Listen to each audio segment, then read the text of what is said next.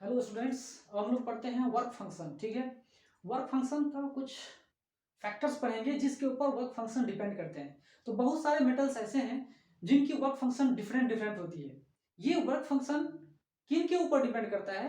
तो ये work function metals के बिहेवियर पर डिपेंड करता है। कौन सा मेटल कैसा है उसके ऊपर डिपेंड करता है। ठीक है, जैसे कि वर्क फंक्शन के बारे में मैंने बताया, तो वर्क फंक्शन ग्रुप वन में अगर जाते हैं, सोडियम है, उसके नीचे और भी ग्रुप है, सोडियम, पोटेशियम, सबसे कम सीशियम पे आते हैं। तो ये सब फोटो सेंसिटिव मेटल्स कहलाते हैं। क्यों कहलाते हैं?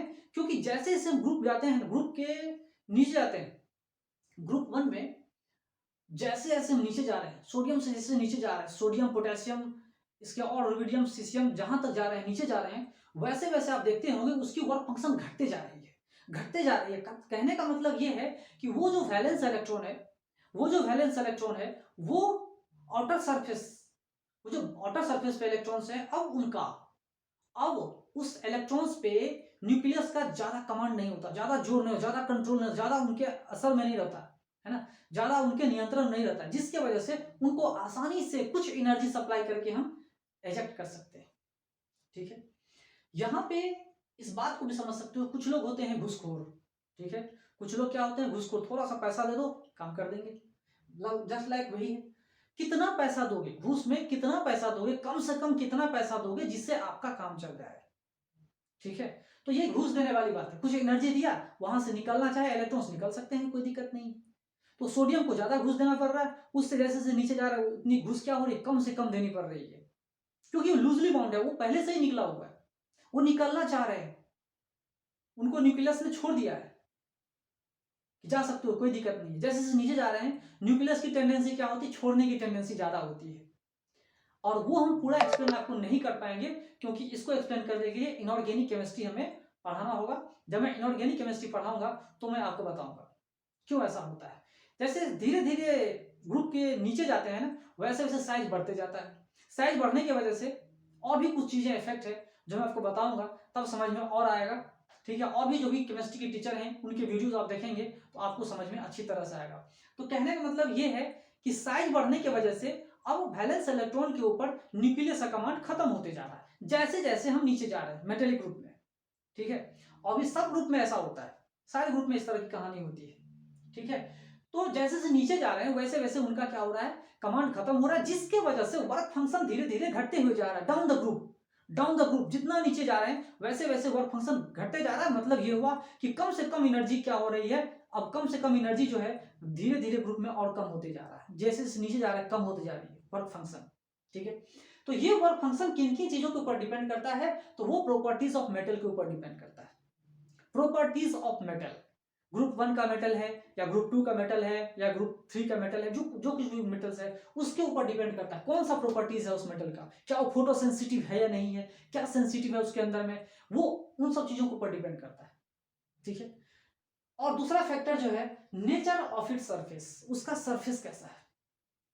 ठीक है, उसका सरफेस कैसा, क्या उस सरफेस के ऊपर हमने कुछ कोटिंग डाल दिया क्या, या कोटिंग नहीं है, नीट एंड क्लीन है, उसके ऊपर भी ये डिपेंड करता है। नेचर ऑफ इस सरफेस, सरफेस के ऊपर भी डिपेंड करता है, क्या वो सरफेस ऐसा नीट एंड क्लीन है कि एनर्जी दिए दें और वो निकल जाए।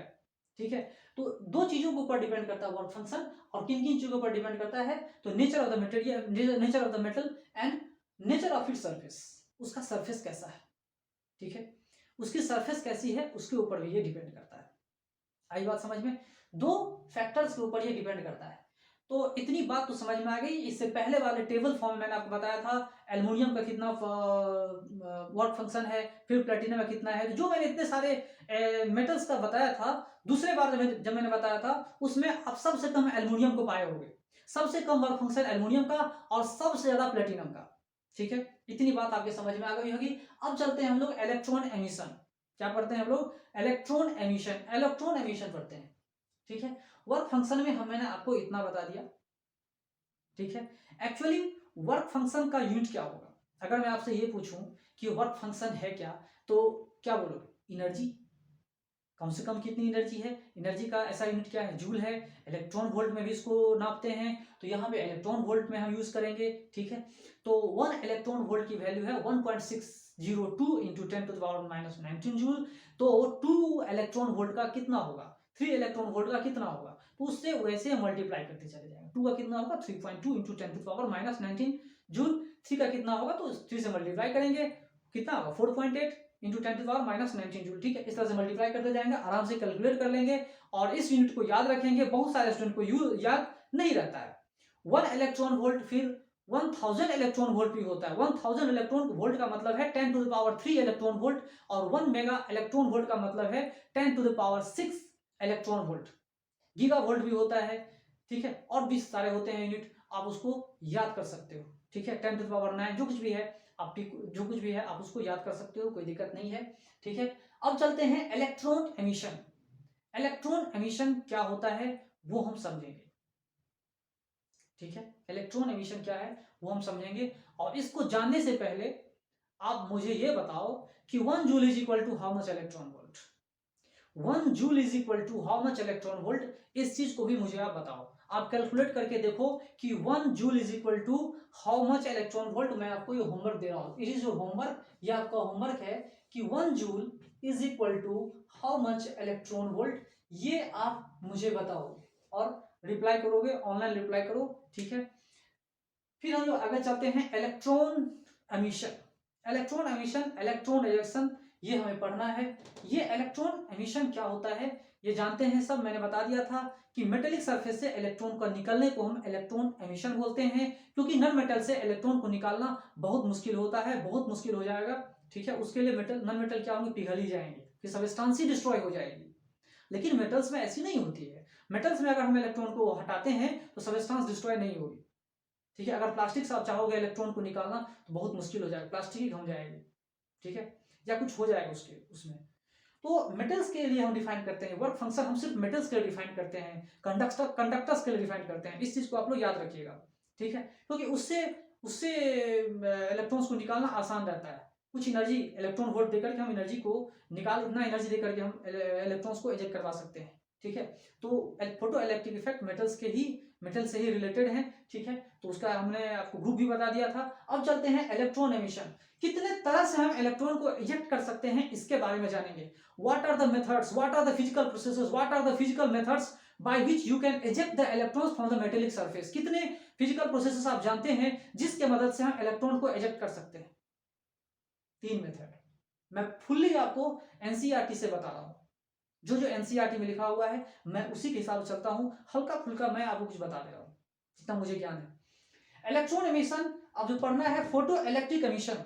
फोटो इलेक्ट्रिक एमिशन क्या होता है, थर्ड टाइप जो आप देखेंगे यहाँ पर क्या है कि लाइट जो है सुटेबल फ्रीक्वेंसी वाली, अगर एक पार्टिकुलर फ्रीक्वेंसी वाली कम से कम कितनी फ्रीक्वेंसी वाली लाइट अगर किसी भी फोटो सेंसिटिव मटेरियल पे गिराओगे, फोटो सेंसिटिव का मतलब यह है कि मेटेलिक सरफेस होना चाहिए, उस मेटेलिक सरफेस पे अगर लाइट गिराओगे जिससे क्या होगा, फोटो इलेक्ट्रॉन्स उससे निकलेंगे, इलेक्ट्रॉन्स निकलेंगे। ठीक है, इलेक्ट्रॉन्स निकलेंगे तो इलेक्ट्रॉन सिर्फ ही नहीं निकलते, फोटोन प्लस इलेक्ट्रॉन निकलता है, इसको हम फोटो इलेक्ट्रॉन कहते हैं। बात समझ में आ रही है?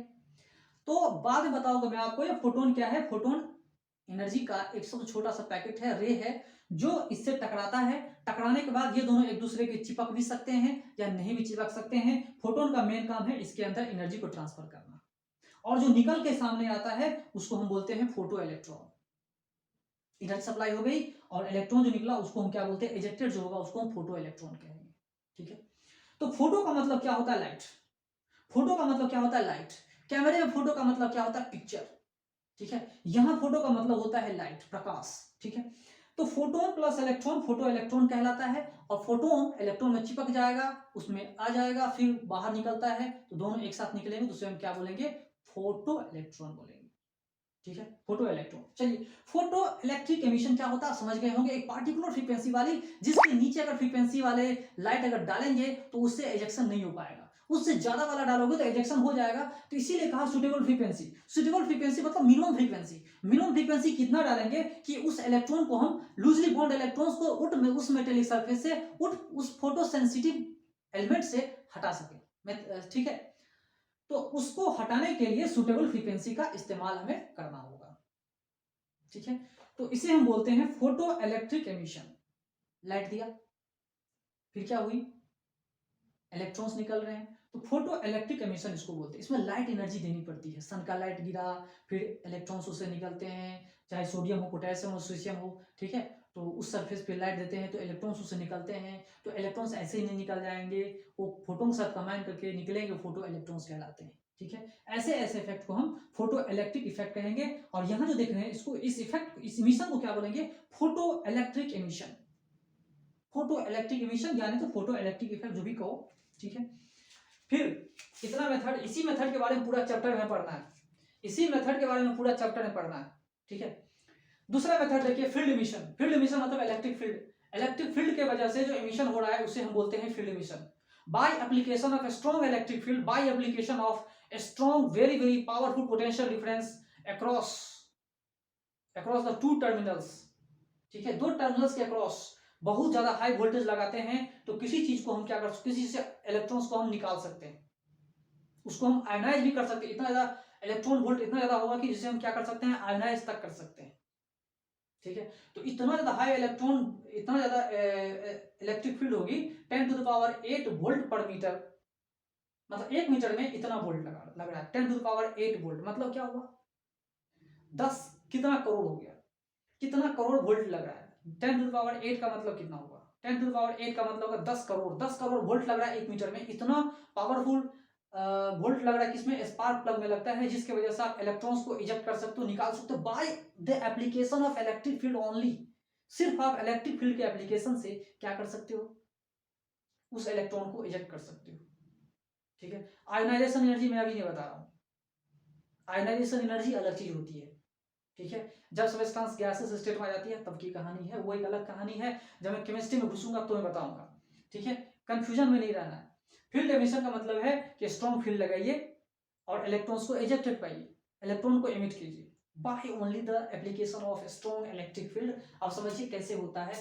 मान लीजिए कोई मेटेलिक सरफेस है, ठीक है।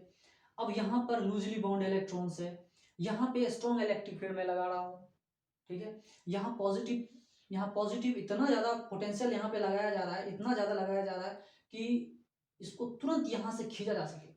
पॉजिटिव प्लेट है ना, ये पॉजिटिव प्लेट लगा दिया, पॉजिटिव प्लेट से इतना ज्यादा इलेक्ट्रिक फील्ड यहाँ पे स्ट्रॉन्गर इतना ज्यादा है कि यहाँ पे इधर इलेक्ट्रिक फील्ड है, और ये इलेक्ट्रिक फील्ड क्या करेगा, इलेक्ट्रॉन्स नेगेटिव चार्ज पार्टिकल खींचेगा अपने तरफ, खींचेगा। इतना ज्यादा स्ट्रॉन्गर इलेक्ट्रिक फील्ड है ना, खींच लेगा इसको अपने तरफ, ठीक है। और इतना स्ट्रॉन्गर इलेक्ट्रिक फील्ड होता है कि एयर को भी आयोनाइज किया जा सकता है। एयर तो गैसेस स्टेट में है, मैंने बताया ना, मैं आपको बताऊंगा आयोनाइजेशन एनर्जी क्या होती है। तो एयर तो गैसेस फॉर्म में है, उससे अगर निकाल देते हैं इलेक्ट्रॉन को तो वो क्या कहलाता है, आयोनाइजेशन एनर्जी होती है। जो कुछ भी है वो बाद में पढ़ेंगे। यहाँ पे सॉलिड सबस्टेंसेस से इलेक्ट्रॉन्स को निकाल रहे हैं, गैसेस सब्सटेंसेस में नहीं, सॉलिड से निकाल रहे हैं by the application of electric field, strong electric field का अप्लाई करके हम इलेक्ट्रॉन्स को इजेक्ट कर रहे हैं। और ऐसे ऐसे इंस्ट्रूमेंट को हम लोग स्पार्क प्लग कहते हैं, ठीक है। ये स्पार्क प्लग में इस तरह की कहानी होती है। फिर हम लोग चलते हैं thermionic emission. Thermionic में जो भी है, थर्म आयोनिक एमिशन ये क्या है, थर्मिक, ये देखो यह थर्म लगा हुआ है, थर्म का मतलब हीट है, हीट एनर्जी यहाँ सप्लाई करनी पड़ेगी। किसी भी मेटल सरफेस को इतना गर्म करो, सोचो